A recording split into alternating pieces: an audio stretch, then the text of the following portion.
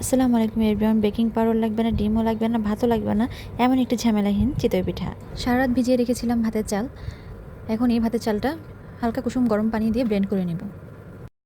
খুব বেশি পানি দিব না, যতটুকু চাল ততটুকু পানি দিব, দিয়ে স্মুথ একটা ব্যাটার তৈরি করে নেব। এখন আমাদের যতটুকু পানি লাগবে ততটুকু আমরা এখন এখানে অল্প অল্প করে মিশিয়ে নেব। পানিটা মোটামুটি গরমই থাকবে, কুসুম গরম পানি থেকে কিছুটা গরম।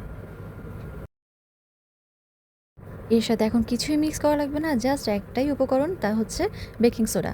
শুধুমাত্র বেকিং সোডা দেওয়ার কারণেই এই পিঠাটি নরম তুলতুলে হবে। এর সাথে অ্যাড করতে হবে পরিমাণ মতো লবণ।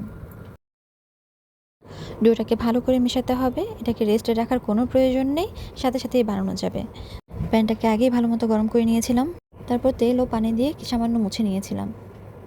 যতবারই পিঠার ব্যাটার দেবো ততবারই তেল দিয়ে প্যানটি মুছে নিতে হবে। ব্যাটারটি দিয়ে 3 থেকে 4 মিনিট ওয়েট করতে হবে। এই যে হয়ে গেল নরম তুলতুলে চিতই পিঠা। আমার সবগুলো পিঠেই নরম তুলতুলে হয়েছে।